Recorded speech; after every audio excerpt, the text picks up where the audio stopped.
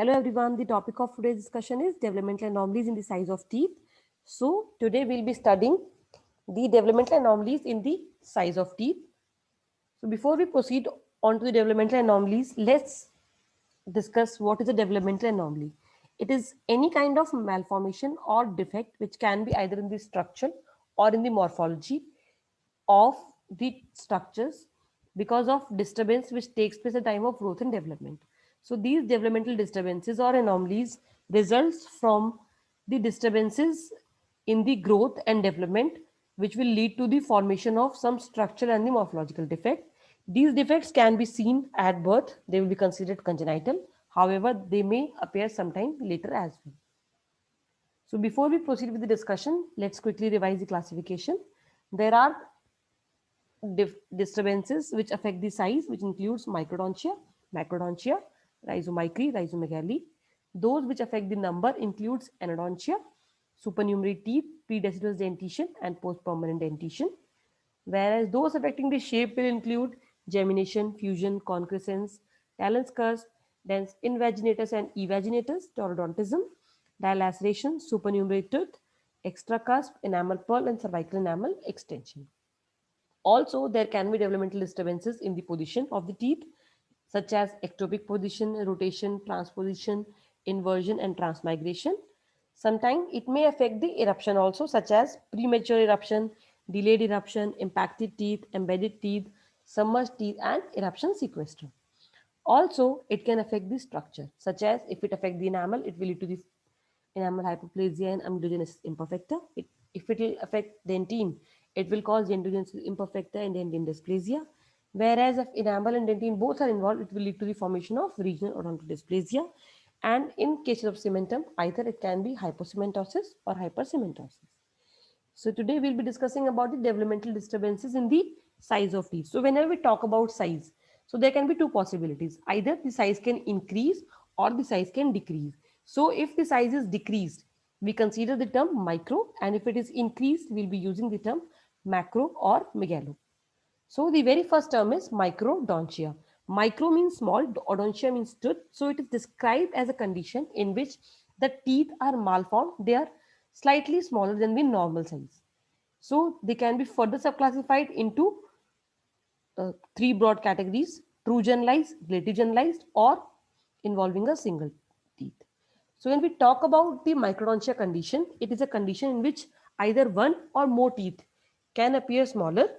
It is more frequently encountered in females, and the etiology could be genetic or it can be because of any environmental factor. So there is a further subdivision into two broad categories. Either it can be generalized if more than 14 teeth are involved, and focal if less than 14 teeth are involved. Whereas the general category can be further subclassified into true and relative. So we'll be discussing each one of them in great detail. So the first category is true generalized type, in which all the teeth will appear smaller. It is usually a rare condition. It is not found very frequently. And although the teeth are well formed, but they are small in size. So the condition such as true generalized microdontia is not a regular finding. It is an occasional finding, and it is very rare. And it is found in conditions such as Down syndrome and pituitary dwarfism. So this is a condition of pituitary dwarfism in which there is decrease in the hormonal output, which will lead to the small structures, such as the teeth are otherwise well formed but they are small in size. Also, the individual which is affected will be dwarf. That is why the condition is categorized as pituitary dwarfism. The second category is relative generalized type, in which the teeth are not small. They can be small or they can be normal in size, but it is the jaw size which is large. That is why the teeth are appearing large, smaller. That means the teeth are normal in size or they can be slightly small, but it is the jaw which is large. That is why the teeth are giving impression that they are small. So it is not a true condition, and it is basically because of the inheritance of jaw from one parent and the tooth size from the other parent. That is why there is variation in the jaw size and the tooth size. So the tooth size will appear smaller. So this is a relative microdontia condition. Another condition is focal microdontia, in which is also known as localized microdontia. It is a common condition, and most commonly the focal microdontia is seen in cases of maxillary, lateral incisor, and in third molars also. Sometimes the supernumerary teeth also show focal microdontia, And the condition in which we can appreciate focal microdontia is facial hemiatrophy. So the most common focal microdontia example is peg lateral, in which the lateral incisor shows convergence incisally. Both the mesial and the distal servus converge incisally and form a conical structure. Also, the roots are not well formed, they are also shorter. The second category in the developmental disturbances in size of teeth is macrodontia, which is also known as megadontia and megalodontia, in which the teeth size is larger than normal. Microdontia was common to females and macrodontia is common to males. The teeth which are involved are known as megadont or macrodont. Again, there will be two subdivisions: the generalized category, in which we have true and relative, and the second is localized condition. So macrodontia is a condition in which the teeth appear larger than the normal size, and either they can involve the entire dentition, which is true, or which can be relative, or it can involve single tooth, which is focal macrodontia. So let's talk about the true generalized macrodontia.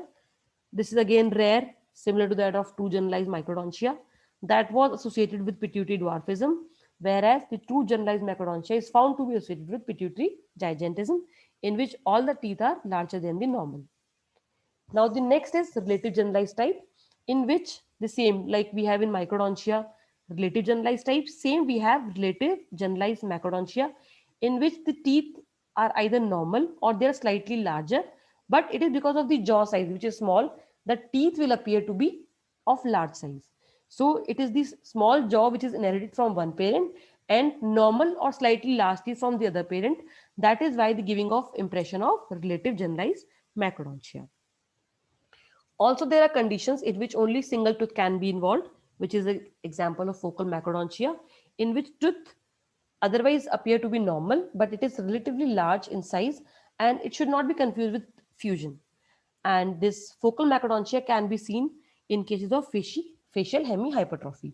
So the true example of focal microdontia is facial hemiatrophy, whereas for macrodontia it is facial hemihypertrophy. So you can relate the two examples. In microdontia we have hemiatrophy, in macrodontia we have hemihypertrophy. So this is the clinical picture in which you can compare that the picture on the left side shows the focal macrodontia, whereas on the right side the picture shows fusion of two teeth. Now another category in the developmental disturbances in size of teeth include the variation in the size of root. So if the root size is smaller than the normal, that is characterized as rhizomicry. Rhizo depicts root, micry means small, so the root size is smaller than the normal.